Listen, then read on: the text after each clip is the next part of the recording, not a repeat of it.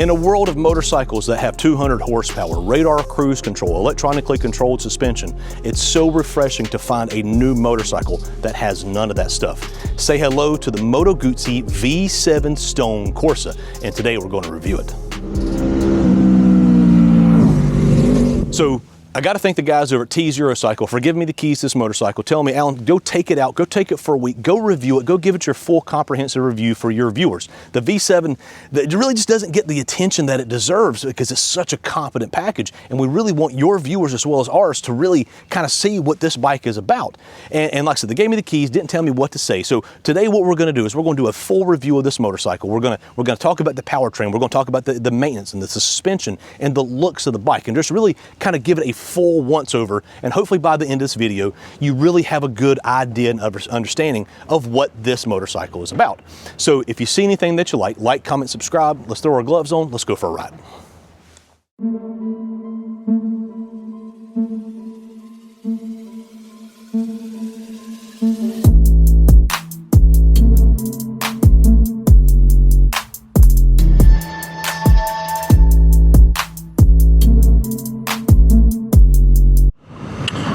All right, so as far as, around town riding, back roads, things like that, this is actually an area that I was actually really surprised with this V7 Corsa.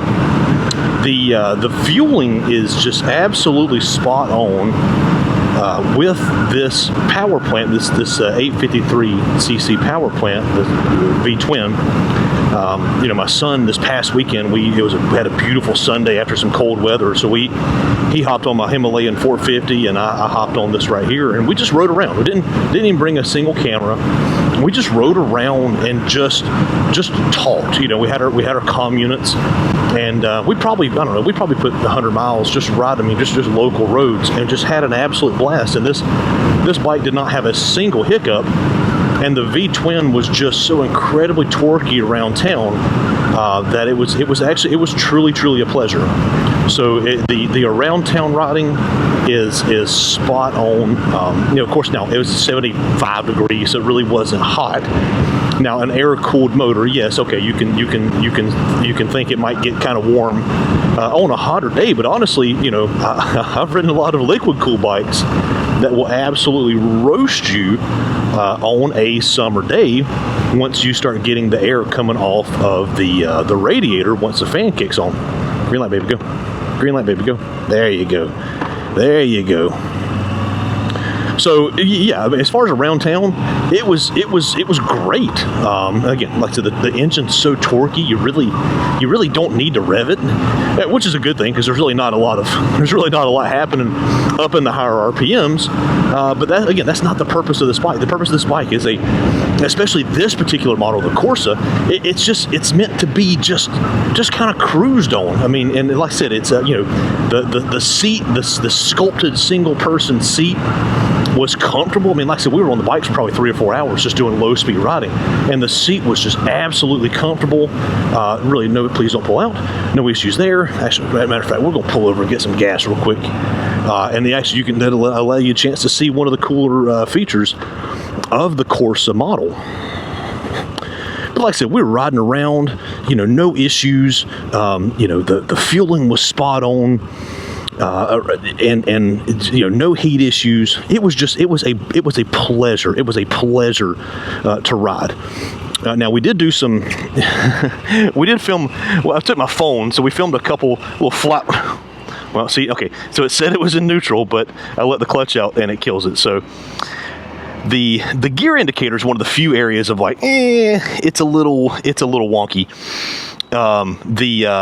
Especially the gear indicator, when I'd go to downshift, it would take it a minute to kind of catch up to say, okay, I think he's in this gear, and it would kind of go blank until it kind of figured out what it was in. So that right there is one of the absolute very few issues I could even find with this bike here. So here's one of the coolest things here. While we're sitting on the bike here, sitting at the gas station, let's pull this key out. I know it's a little hard to get to with my phone and my camera in the way there.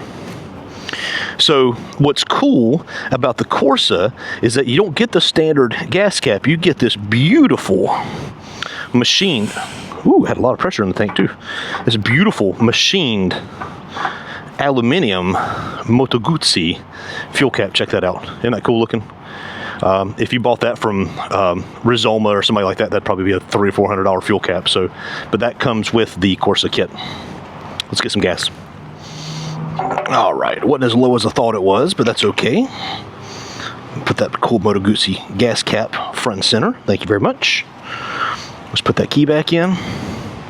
And speaking of the mileage, I mean, we were riding around. I was getting 55, 60 miles per gallon, just riding around town. And with a 5.5 gallon tank, guys, that's huge.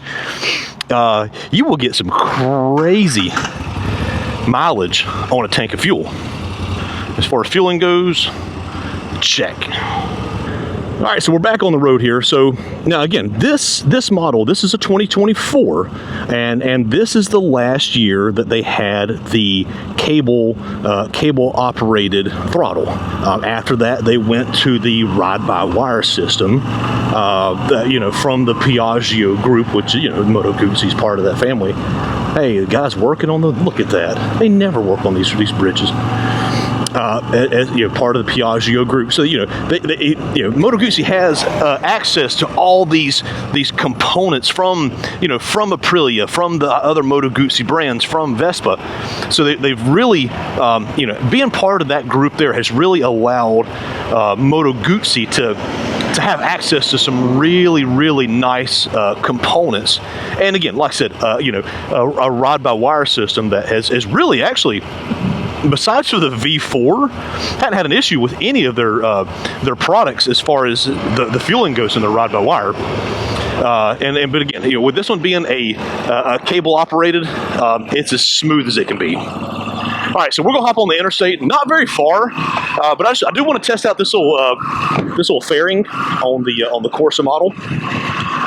And let's just see how it does. Now again, I'm wearing a Rye XD4 helmet with a peak on it, so not exactly ideal interstate conditions. But hey, it's a motorcycle. You're going to take it on all conditions, and that's what I want to do with this.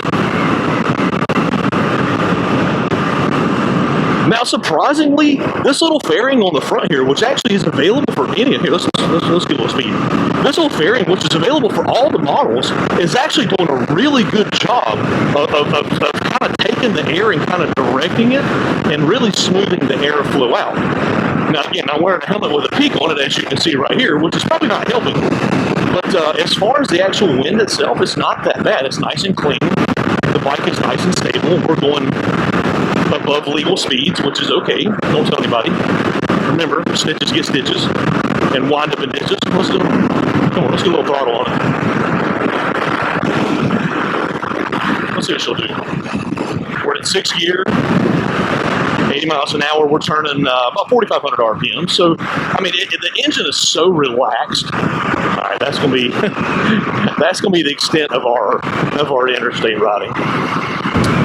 Which is fine. Again, like I said, can this bike do it? Yes. Would a helmet that is a little more aerodynamic help? Also, yes. But again, it did it just fine.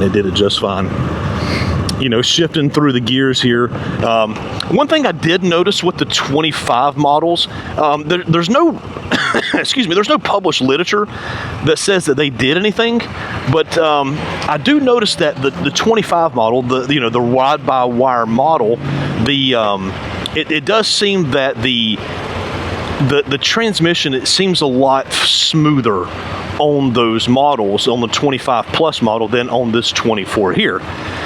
This 24 definitely feels a lot more agricultural, but now don't necessarily take that as a negative. I really think that the transmission, how it shifts and the character that it has, really kind of fits.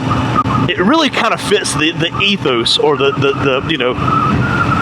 of this motorcycle. Hey, there's a little Honda Trail 125. Look at that. You don't see those on the road very often.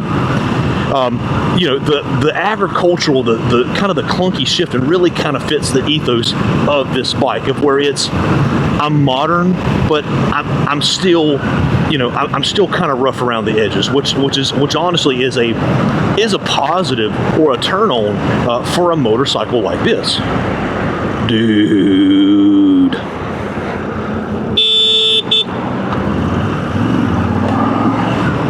horn is a little lower than I was hoping. It brakes work. You saw the brakes. We got a Brembo, we got a Brembo four piston caliper on the front, and you see that panic stops. The brake caliper works. After that panic stop, dadgummit, swear. So yeah, I mean, the brakes work fine. And actually, so when my son and I were doing the, the flybys, I commented to him that the brake felt kind of wooden, but now right there, it actually felt pretty dadgum good. Yeah, so let's talk about the brakes while we're here. So like I said, it's a four piston Brembo. Now it does have a really small master cylinder with actually a much smaller master cylinder on there. But like I said, it's a really good look of having that Brembo on the front. It is actually mounted, so you don't get the full clamping force of what a radially mounted brake caliper would provide. But honestly, for what it is, it actually does a really good job, and it really the Brembo really kind of sets off the look of what the Corsa model was trying to achieve. Here we got a couple twisty back roads right here. I think this is really where this bike shines. A road like this, where it's just kind of twisty and flowing, not very technical and not very fast, is almost kind of the ideal road for a bike like this. Nice flowing roads. Again, you've got pretty small forks in the front, and they are non-adjustable. So you're kind of limited with your forks, and then your twin rear shocks again only adjustable for preload. So you're not working with really high-end components, but for what they are and for what they do, I think they do a really good job, and they really kind of complement this package. Again, the idea of this motorcycle is to not overthink it, not to be overly complicated, and that's really what this bike does. It's classic and it's simple, and everything about this bike, from the air-cooled motor to the non-adjustable forks to everything about it, it just kind of, that ethos just kind of keeps coming back to you over and over and over. But again, a flowy, twisty road like this, with this motor right here and this suspension, this is fantastic. The bike's not lightweight. I mean, let's talk about the weight. I mean, this bike is, it's 491 pounds, and that's with a 90% full fuel tank, which, that's an odd measurement, but hey, at least they give us a wet weight. And wet weight means everything. All your fluids, your oil, your rear end fluid, your rear diff fluid, your gas, everything. Don't have coolant because this is an air-cooled motor. But as far as all that stuff, 491 pounds wet. And so again, she's a little on the heavy side, but she's flickable. The bike is very flickable. You got this nice wide bar, but to really kind of get some leverage on that bar and kind of move it around. It doesn't like to be pushed very hard. I noticed that when we were doing the flyby shots, and it's a really tight kind of, almost like a switchback turn that we were doing some runs on, and the suspension tends to get upset if you push it too hard. But honestly, for just normal riding scenarios, it was doing fine. If you did a casual pass on the tail of the Dragon, that'd almost be like an ideal scenario for this bike here. Don't try to push it hard, because it's gonna protest if you push it too hard. So here's a good example now of, I'm down to first gear. I don't know if you can see it. The gear indicator is not reading, so I'm gonna have to give it a gas, go back to neutral, and now it's reading neutral. So let's talk about the sound. So this V-twin, the air-cooled, longitudinally mounted V-twin, by itself sounds really good.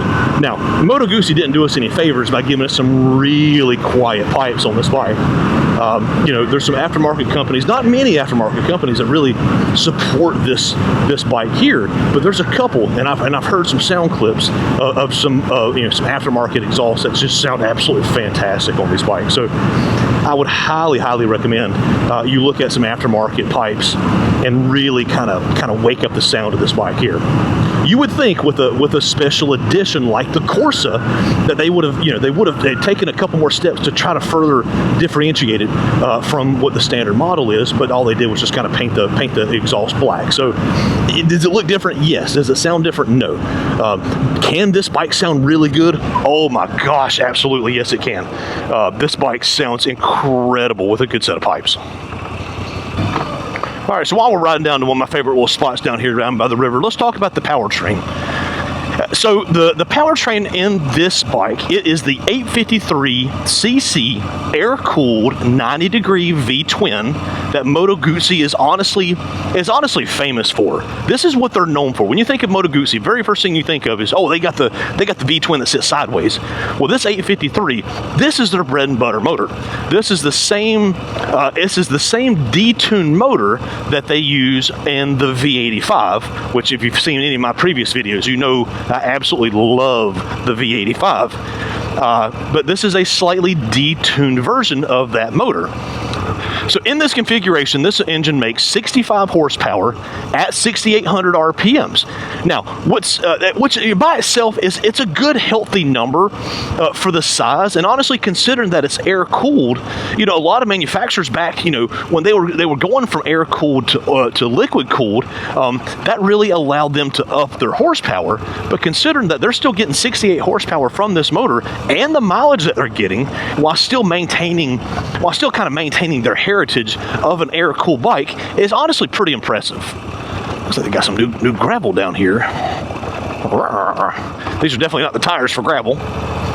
Now, what's impressive about that 65 horsepower is that, you know, 80% of that power is available by 3,000 RPM. So again, a V-twin, it really makes all of its power way down low in the power band. And that's just kind of one of the natural characteristics of a V-twin, is that it gives you that low end power. Now, I mentioned earlier when we were getting on the interstate, I don't really bother revving it up very high because, you know, while you do make peak power at 6,800 RPM, it tends to run out of air pretty soon after that. If you look at the dynographs, it tends to kind of fall off shortly after that number there. And as far as torque, we'll make a very healthy 54 foot-pounds of torque, which is actually, it's very similar to what the Triumph, the Triumph 900 motor does, which is a liquid-cooled motor. Both motors are very under stress. So, I mean, it's not like they're not really high-strung motors, and they kind of feel it. And it's like a very relaxed kind of feel to it. And again, it is a longitudinally mounted V-twin, and not only is it a styling characteristic, and we'll take a look at the styling here in a minute when we pull over down by the river. But also with an air-cooled motor, that is extremely important because, like I said, you've got full airflow. The only thing cooling this engine off is the actual air flowing across this motor here. And having both cylinders sticking out the side, you're getting equal amounts of air flowing across both cylinders for the cooling purposes. So not only for Moto Guzzi, not only is it a styling cue, it's also essential to the cooling of this motorcycle. All right, so while we're in this beautiful spot right here by the Catawba River, beautiful early spring day, it's about 75 degrees, I want to look at this motorcycle and kind of really, and just kind of take in how beautiful this motorcycle actually is. So again, this is the V7 Stone Corsa. The biggest difference with the Corsa is the main visual difference is this beautiful little fairing that's mounted right here on the front. Now it is mounted to the fork, so it does turn with the bike, and it looks absolutely incredible. And it is functional too. I mean, we took it on the interstate, and you could see that it was really kind of functional, and it really kind of helped to redirect that airflow. Now, also you'll notice that the two-tone paint scheme of this bike, you've got this beautiful gray with this red here, but then the red kind of carries and transitions along this bottom right here, which is a really cool touch. They really went very far to black out everything else on this motorcycle, from the shocks to the exhaust to everything else on this bike is really blacked out. You can see the signature Moto Guzzi styling here with their longitudinally mounted V-twin. Now again, with Moto Guzzi, these are still air-cooled motors, so having these fins on here, those are true functional air-cooled fins, and having the engine mounted sideways like this really allows even airflow to the engine to make sure this engine stays properly cooled. The other biggest visual difference on the Corsa model from the other models is this seat right here. This is their kind of like cafe solo seat, and I can honestly tell you it is an extremely comfortable seat. Could you ride a passenger on the back of that? Yeah. Do you have passenger pegs? Yeah. Would I want to? No. I even showed it to my wife, and she's like, I'm not riding on that. But I mean, if this bike really kind of gives off that kind of cafe kind of that cafe racer vibes to it. The only difference is it's comfortable. You know, I got tied into the cafe racer, you know, crowd back when it was a big deal back years ago, and my God, those are the most uncomfortable bikes. But this here, I mean, like I said, you get the cafe looks, you get the bar end, the really beautiful, nice, stable bar end mirrors, you get the fairing, you get the solo seat, but you don't get the discomfort of what most cafes do. So again, visual appearance, this bike is absolutely stunning. And if you buy this motorcycle from T or anybody else, be prepared every time you go to a gas station or you go to a Cars and Coffee, people are going to want to talk about this motorcycle. All right, so while we're in this beautiful spot, let's look at the ergonomics of this bike. Again, does it look like a cafe racer? Yes. Does it punish you seating-wise like a cafe racer does? Absolutely not. So first thing you notice is this beautiful, like I said, solo saddle. It's almost like feels like almost like a suede material, but it's a really nice, very comfortable, very supportive seat. Now, you don't have a lot of room to move around because it really locks you into one position, but the position that you're in is very comfortable. You know, most cafe racers have clip-ons and they mount them down below the triple tree, which puts you in a really aggressive seating position. That sucks, and it really doesn't do anything anyway. So having it on a bike like this, where you have these nice wide handlebars, you still get your cool bar end mirrors to really kind of capture that look along with the fairing. But as far as the seating position itself, and here, I'll put it on the side stand here, your feet are kind of tucked up a little bit high to kind of give it a little bit of a sportier position with your lower legs. But as far as your arms, they're in a really good position. You have a little bit of reach, which kind of gives you a little bit of lean over, maybe about a 75-degree angle. So you are in a little bit of a lean, but it's a very comfortable position. When we rode it for 3 or 4 hours the other day, and never once did I even feel the slightest little bit of fatigue riding this motorcycle. Whereas, you know, a traditional cafe racer, this would be just god awful, and it's almost like a torture device. This, it looks good, it's super comfortable, and you don't have any of that cafe racer penalty. Now, we had mentioned the brakes before, but here's our 4-piston Brembo, single caliper, single disc setup on the front.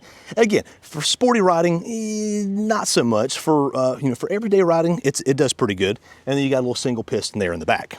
While we're looking at the front, let's talk about our front suspension. Again, pretty small forks in the front here. These are 40mm KYB forks in the front. Again, not non-adjustable. And then we have twin KYB, actually pretty good looking shocks in the rear. Again, don't expect too much out of your stock shocks. They are adjustable for preload right there. But I mean, again, you know, there are some options in the aftermarket to really kind of upgrade those.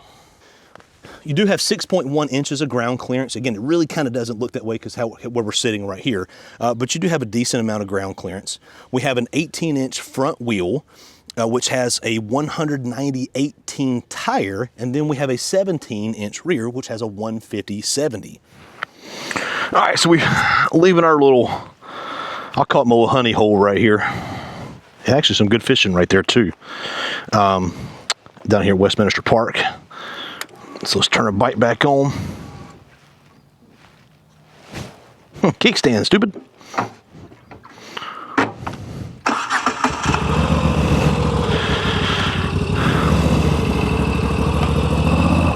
All right, so while we're cruising out of here, let's talk about the maintenance intervals on a motorcycle like this. Now, this is kind of a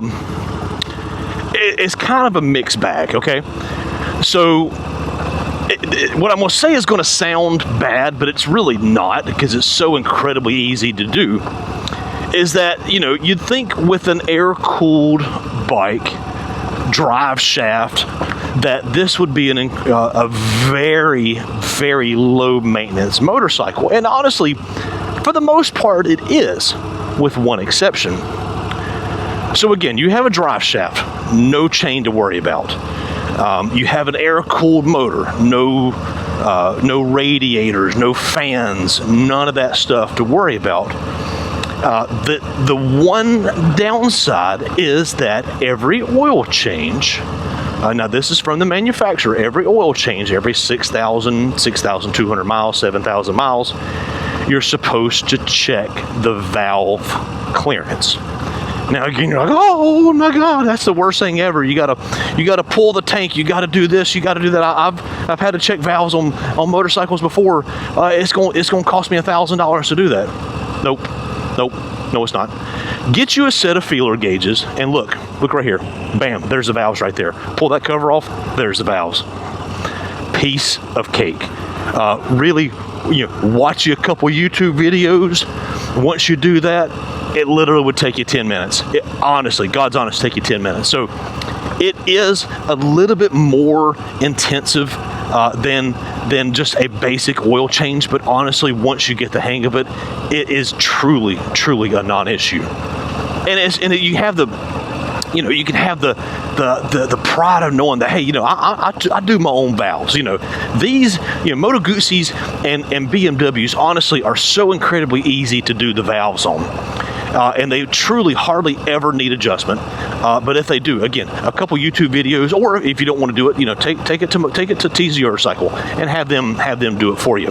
But again, no, you don't have a chain to worry about. You don't have any of that stuff.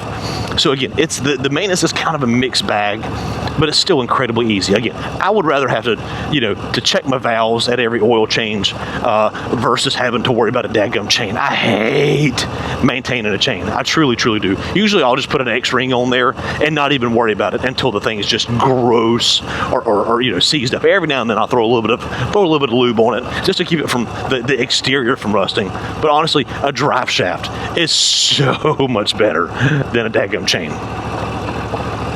And again, how cool is it? Yeah, I'm going to check my valves this weekend. How cool is that, huh? Yeah, once you get the hang, again, that's it. Right there, underneath right there, that's it. And literally the valves are sitting right on top right there. It is so easy. You don't have to remove anything except a dadgum cover right there. That beautiful machined cover right there to access your valves. That's it. Again, the fueling is just absolutely spot on with this bike. While we're leaving this dirt road here, let's talk about two-up riding. I haven't done it. I'm not going to do it. I asked my wife about riding two-up on the back. She's like, no, that seat looks pretty uncomfortable. Plus, I don't know if it would support me or not. So if you wanted to, and I did two-up with the other V7 review that we did that you can find somewhere back there. These things ride great two-up. They really do. And the torque of the motor, especially if you're doing like a round town riding, crank the preload down on the rear shocks there. And again, you've got tons of power, tons of torque and everything to really be able to two up with no issues whatsoever. But with this seat, my wife was like, I'm good. So anyway, get you a second seat for two-up riding and you'll be just fine. All right, so let's talk about the competition for this bike. I mean, if you're in the market for this bike, what other bikes are you in the market for, or other way around? If you're in the market for another one of these bikes, this is something that you should definitely should consider. So first and foremost, I would honestly say a Triumph Bonneville. Triumph Bonneville seems like the obvious answer to that question of, well, yeah, of course, if you're in the market for a Bonneville, you really should be looking at a Moto Guzzi. And this is coming from somebody who I've had tons of Bonnevils, and I just really wasn't, back when I was in my early riding, I really wasn't aware of Moto Guzzi and that they made such a good product. And that's one of the things I'm trying to do with this review here is to let people know how good of a package. Competent's really not even a good word for it. How solid, how competitive of a package that this bike is right here. And that's what I really want to do with these reviews here. So a Moto Guzzi, so like a Bonneville or a Scrambler or any of the 900cc models that Moto Guzzi that Triumph makes are natural competitors for this bike here. Now, the one thing that Moto Guzzi does not do that Triumph does do is they have a Scrambler model. Moto Guzzi dropped the Steranello, I'm probably butchering the name of that. They dropped their Scrambler model, which looked, oh my gosh, it looks so good. Please, Moto Guzzi, if you're listening, please bring that back. That was such a beautiful motorcycle, and I love a Scrambler. We just did a review of the Triumph Scrambler and the Ducati Scrambler. Having that Moto Guzzi in there would be such a treat in making that a three-way competition. So again, obviously anything that Triumph makes in that 900cc class is going to be a direct competitor to this bike. And then you got to look at say like let's go to some of the Japanese manufacturers. I think of an XSR 900, probably not the 700, but an XSR 900, which is again is that retro styled bike, and really now that's a lot more horsepower and a lot more bigger and a lot more expensive than a motorcycle like this. But again, if you want that retro style with the modern modern electronics and features and stuff like that, that seems like a natural competitor there. Suzuki, they've come out with their I'll put the name of the bike here, but and actually Team Charlotte has it. Shauna, the parts manager, she showed it to me. They almost have like a retro styled version, almost like what an XSR would be, a version of the new parallel twin 8 series is what Suzuki has, and again a little bit of retro to it. Honestly, what I'm getting at is that there's not a lot of competition for this motorcycle. Triumph has got their 900cc class bikes. The Ducati Scrambler, that's a little bit of a stretch, but you can put the Ducati Scrambler in that category as well. And that's honestly about it. This is such a unique bike, it's almost in a category by itself. And again, roads like this, kind of twisty back roads, this is perfect for a bike like this. 45, 50, even 60 miles an hour, this bike is in its absolute prime right. All right, now let's ask the question, who is this bike for? That's a great question. And, could you make this your only motorcycle? Yeah, you could. Would it be best as a second bike? Oh my gosh, this is a near perfect second bike. No matter what kind of bike you ride, especially if you have no off-road intentions. When I did the Triumph Scrambler, or even the Ducati Scrambler, it was that's a good second bike if you have a little bit of off-road intentions, but I mean nothing more than a gravel road. This bike here, this is a great second bike because really, no matter what your first bike is, this would be a great complement to it. Especially, if you still like that cafe style bike, this is a perfect bike for that because, again, a lot of those cafe racer bikes, they're old Hondas and old Yamahas and old Triumphs and everything else. Guess what old motorcycles are? Old motorcycles suck to ride. This bike here, it's a modern motorcycle, modern fuel injection, modern electronics. This is a bike that you could, if you only picked it up once a week, you're not having to worry about, tinkering with carburetors or points. You ever worked on points on a motorcycle? It sucks. This is a modern motorcycle with modern electronics, and it still gives you that, that sense of pride of having that cool kind of cafe looking bike, but in a comfortable modern package. So as far as a second motorcycle, this is perfect. As far as a first motorcycle, depends on what you're wanting. If you are just wanting to, hey, I just want to putt around for a couple miles on the weekend, and that's it. I'm not doing any riding past that. Hey, it's a great only motorcycle. So who this bike is for is somebody who wants that cafe racer style, who wants that unique motorcycle that not everybody has. You can throw swing a dead cat and hit a Honda or a Kawasaki or Yamaha or Suzuki. Not every day that you're going to run across a beautiful Moto Guzzi like this. So for somebody who appreciates the styling, again, these are handmade motorcycles. These are made in the plant in Italy. Moto Guzzi does not sub any of their work out. They don't farm it out to Thailand or to India or to China. All these motorcycles are built in their plant in Italy, which is, again, and for the price point that they're selling these things at, that's an incredible deal. It really is. To get those modern features, it's an incredible deal. Would this make a good first bike? I think it would. I really think it would. It's got the download torque to really teach a new rider how to ride and how to work clutch control without having to give it that throttle. And then again, the fueling is good enough where you can ride it. And again, I taught myself how to ride a motorcycle. I taught myself how to ride Interesting fact. See these fields right here on the left-hand side? This is a really cool fact right here, that in Rock Hill, South Carolina, if these fields look familiar to you in these right here on the left-hand side, these fields were the main stage of the battlefields in the movie The Patriot. Check that out right there. Back in what year was that? 2006, 2007. There was a huge production crew. Most, if not all, of the battles were filmed right here in this field, right here on the left-hand side. Cool fact, huh? They disassembled all the buildings. I don't know what they did with the towers to make those disappear. I guess they did that in post. But yeah, cool fact right there. All the battle scenes in the Patriot were filmed right there.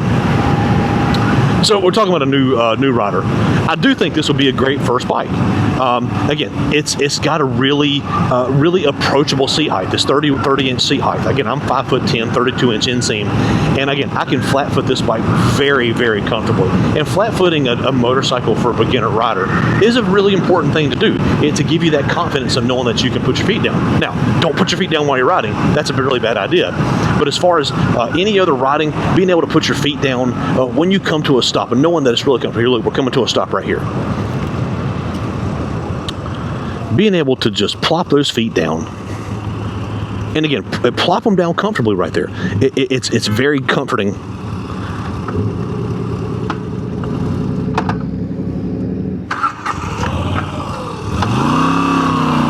I can't. There's that agricultural transmission. Shift, damn it. Trying to get that bike to come down in the gears at a stop, that's really where that agricultural transmission kind of catches up to you. If you're coming up to a stop, shift down through your gears as you're coming up to a stop. It really doesn't like to go from 6 down to 1 from a stop. So, lesson learned. Next stop, we'll do it the right way, and we'll see if it's an issue. So, getting back to a beginner rider, yes, 100%. You can flat foot this motorcycle very easily. It's not very heavy. I mean, it's 491 pounds. It's just under 500 pounds. So it's not a lightweight motorcycle, but it carries all of its weight kind of down low. So the center of gravity is fairly low on this bike here, which again, it doesn't, when you kind of lean it over a little bit, it doesn't feel like the whole bike's about to fall over. And again, it's got really good down low torque. The fueling is predictable. It's not like a lot of the newer big bump. It's not like a lot of the newer ride-by-wire bikes where, again, it feels like a light switch. This is a very predictable throttle that comes on the bike. So yes, again, I'd say this would make a really good first bike for a rider. Let's take it down Parham Road here. Now, again, there we go. I shifted down through the gears as we were coming down the speed, and no issues whatsoever. All right, let's talk about the pros and cons of this Moto Guzzi V7 Stone Corsa. Let's hit a pro. The looks. This bike is gorgeous. It really is. From the way the cylinders stick out the side, to the little bulge in the tank right there, to your flying eagle on the side, to the design in the LED headlight, to this beautiful fairing. Just everything about this, but to your bar end mirrors. This motorcycle is beautiful.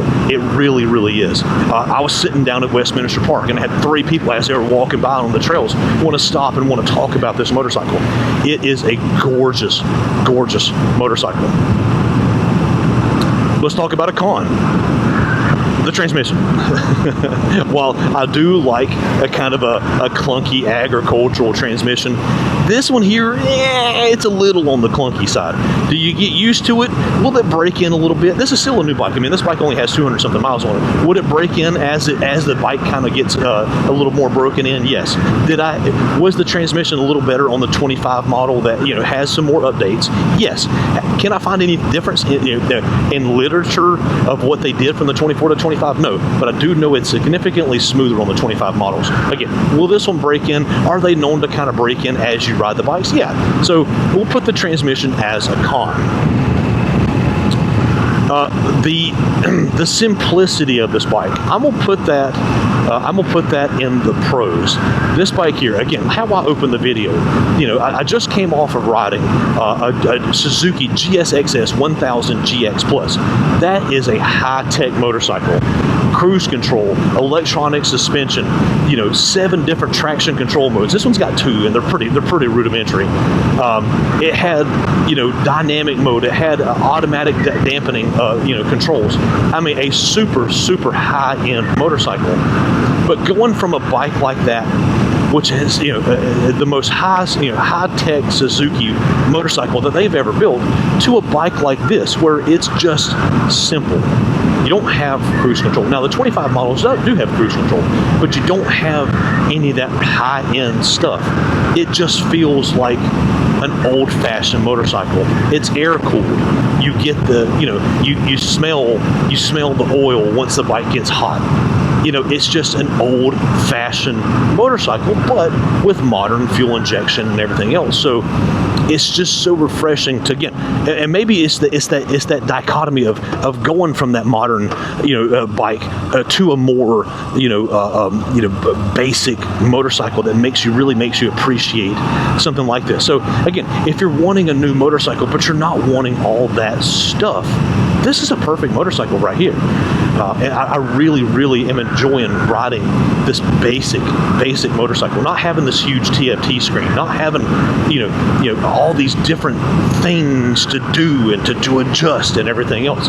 Just a basic motorcycle that is just as good looking as it is fun to ride. Maintenance. Let's maintenance. I'm gonna put maintenance in the pros and the cons. So a pro of the maintenance: air-cooled motor, drive shafts, final drive. I mean, super easy there. I'll put it in the cons because you do have to check the valves every single service. Now, if you're only riding, 1,000 miles every couple of months, you're only riding on the weekends, it's really not going to be that big of a deal. Now, if you're someone, I put in a ton of miles. I'm putting in 1,500 miles a week or a month, and I'm doing it. Then, yes, you're going to have to service it a little bit more, and you're going to have to do the valves. But again, honestly, once you do the valves, it's super easy and it's easy to do. I even talking to one of the mechanics over there at Team Charlotte, and he was saying that they'll take this bike right here. They'll take a V7, and that's the bike that they'll teach new technicians how to do the valves on, because it is so easy. And really, once you get this one here and you understand the basics and the fundamentals of a valve adjustment, it's really easy to take that technology or to take that knowledge and move it on to another motorcycle. So is it a little bit more tedious? Yes. Is it the end of the world? No, not really. There we go, there's first gear. Yeah, so with this transmission here, shift it down through the gears as you're coming up to a stop, and you won't have to worry about trying to catch a gear in between or something. The engine, this 853cc 90-degree V-twin air-cooled Moto Guzzi motor, longitudinally mounted 90-degree V-twin motor. I'm gonna put this in the positive. This is an absolute peach of a motor. Moto Guzzi has managed to, and even with the 25 models takes this even further, they've managed to take an old piece of technology. This is an old design of this motor that dates back to the 50s, and they've managed to refine it and make it meet not only modern power equipments, but also modern emission standards. I mean, this motor meets the Euro 5, and the 25 plus models meet the Euro 5 plus standards. Those are extremely strict standards. Those standards killed a lot of really good motors. Oh, that was a big old bump. Those standards really killed a lot of really cool motorcycles, but Moto Guzzi has been able to keep this motor modern and make it meet those standards and make it meet those modern power standards. So I'm gonna put that in the positives. And as far as the negatives, I mean, honestly, I'm running out of negatives for this motorcycle. It's really that good of a bike. If I had to take a stretch, I would say the suspension. These 40 millimeter forks that are non-adjustable, they do kind of hold the package back a little bit. I mean, just riding on this back road here, and I just hit that massive bump right there, and it really was jarring to the suspension. Having those real small forks and not having any adjustability, and probably having pretty budget components inside these KYB forks, that probably it does hold the bike back a little bit.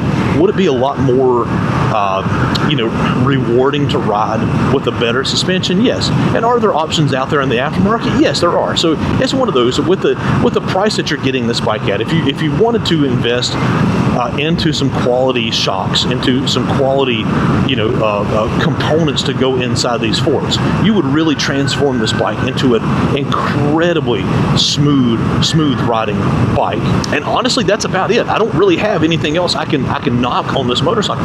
This is an incredible package, and for the price, it's an absolute steal. But again, looks in a stock bike, this is a gorgeous motorcycle.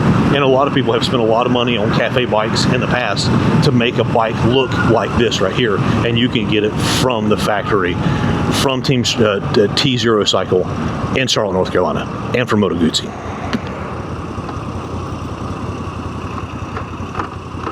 Again, shift through it before you get to a stop, because it is not going to want to shift once you get to a stop. Now, speaking of price, let's talk about the price of this motorcycle. So this is a 2024 model, and again, this is the last of the cable operated models from Moto Guzzi. Everything after 25 plus went to the Euro 5 plus standards, which included going to a throttle by wire. So again, this is kind of it's a special model already. The Corsa is with the badge on the front here, with the windscreen, with the bar end mirrors, with all that cool stuff. But again, being the last of the cable operated bikes makes it even more special. Now again, the MSRP of this bike in 2024 was $9,600, which was close to $10,000. Now, what T-Zero Cycle is selling this bike for right now makes it an absolute steal. You can pick this bike up right here for $7,490 plus tax, tag, title, all the other stuff. So for $7,500, you're getting a brand new motorcycle that has the looks, has the V20. I think, guys, that is an absolute steal for a brand new motorcycle, and it comes with a brand new warranty as well. The warranty does not begin on this bike until the day that you sign the papers. So again, for a bike like this, for that price right there, this is an absolute steal, and that is a bargain at $7,500 to get a bike like this. Now, as far as electronics go, I mean, you do have, this is not a bike from the 1980s, even though, it looks like something that could harken back to, a cafe bike from the 60s or 70s in London. This is a modern motorcycle. You have your modern features. You have your anti-lock braking system. You do have two different modes of traction control. You do have the rider modes. You've got a dash right here that, while is not the most modern thing in the world, it gives you a lot of information. On this LCD dash right here, Bear, you are walking in the wrong spot. Man, that's a bad spot to be walking. You get all that modern information. You get your nice, sweeping tachometer right there. Again, I prefer an analog tachometer, but it is what it is. You get your fuel gauge, which is in the shape of the logo right there. You get your trip meter. There's your odometer. You get your temperature gauge. You get all this stuff is packed into this little LCD screen right here. So again, you get the kind of the best of both worlds. You get the old school looks, but with the new school technology. Again, what a fun bike to ride. I mean, what an absolute fun bike to ride. I mean, again, when my son and I took it out this past weekend, I mean, we had multiple people stop and talk to us about this bike here. It is such a cool package. But again, it's cool without being compromised. You know what I mean? Like I said, the old cafe bikes, and I had one. I had it's a CB750 that was cafe'd, and it was a bear to ride. It was uncomfortable. It was not reliable. It was one of those where you wanted to look cool, but you're going to pay the price to look cool. This one here, you can look cool, but in a modern package that is not giving up anything to anybody. while we're sitting here at idle, sitting at this red light here, again, not a lot of heat coming off of the motor. Your exhaust routes through the front and then routes up underneath of you, so you don't really get a ton of heat coming off of it. And again, with that longitudinally mounted V-twin, watch this. Let's give it a little throttle. Watch that. The whole bike shakes. The whole bike torques from the spinning of the drive shaft. Watch this. The whole bike. Look at that. The whole bike just shakes like that. How cool is that? But again, not a ton of heat coming off the top of the cylinders here. It's really manageable, and you can live with this thing every day. In the middle of the summertime, this would not be a bike that's just going to sit there and roast you. So the last category we're going to cover with this bike is soul, is the character that a bike like this V7 Stone Corsa gives you. Is the character, is the soul that a bike like this gives. Is usually when someone says, well, it's got a lot of character, that means it's a piece of shit. Well, guess what? This is not right here. This bike has so much character, from the looks to the air-cooled motor. Again, how the motor sounds, how you can hear the valves just clacking away right here. This is one of those bikes that it just absolutely drips character. It drips soul. It's a bike that you remember. It's a bike that you want to ride. It's a bike that's so rewarding to ride. This is one of those motorcycles that, if you ride it to work, which again, you could commute on this bike all day long. This is such a comfortable bike to ride. But this is a bike that if you park it at work, or you ride to the store, to pick up a couple items and throw them in your backpack, when you park this bike, or you park it at a coffee shop, this is one of those motorcycles that you're going to turn around and you're going to look at it and you're like, damn, that is a good looking motorcycle. And it is. It truly, truly is. This is a bike that, again, it just drips character and it drips soul. All right, guys, so that's going to wrap up our ride and comprehensive review of this gorgeous Moto Guzzi V7 Stone Corsa. Now, again, we've taken it on the Interstate. It does well. Is it designed for the Interstate? No. Does it do well? Back roads, man, bellissimo. That's exactly where this bike is designed. Back roads, even some dirt roads. We did a couple dirt roads with it to get down here to this beautiful spot that we're doing our filming at now. The ride is all day comfortable. This solo saddle, this kind of cafe style solo saddle, is incredibly comfortable. Nice wide bars, the nice cafe fairing in the front. The seating position is a little tight on your legs as you sit down, but really it's all day comfortable. And guys, I tell you, be prepared. If you go to a Cars and Coffee, or if you go stop at a gas station or something, be prepared for people to want to talk about this motorcycle. It is that beautiful and it's that special. So again, I got to thank the guys over at Tees Eurocycle on Freedom Drive in Charlotte, North Carolina. They are your only Moto Guzzi, Aprilia, and Vespa dealer in the North and South Carolina market. And on top of that, they have every single Euro used motorcycle that you want. They have used Moto Guzzis and Aprilias and BMWs and Ducatis and you name it, Triumphs. They have them there. So really, Tees Eurocycle is your one-stop shop for anything European motorcycle in the Charlotte market. Now, if your thing is more of the Japanese bikes, your Hondas, your Kawasaki's, your Yamahas, your Suzuki's, things like that, right next door, Team Charlotte Motorsports, in the same property, same owner, same group. You could find Polaris. They have all that stuff there. So really, any sort of motorcycle, anything 2 wheels, 4 wheels, and even no wheels, because they got personal watercraft, you're going to find them on Freedom Drive in Charlotte, North Carolina. Go see these guys. Give them a call. Check out their websites here in the video. I'm telling you, that is your one-stop shop, and it's almost like a little mini amusement park. Hell, they even have a track in the back to ride ATVs and UTVs on. How cool is that? And that's in the dead center of Charlotte, North Carolina. You can see the big skyscrapers in the background there. So again, what an incredible motorcycle, what an incredible day, what a beautiful spot to be filming. I'm absolutely so blessed to be able to do this. This is a gorgeous bike. Again, V7 Stone Corsa.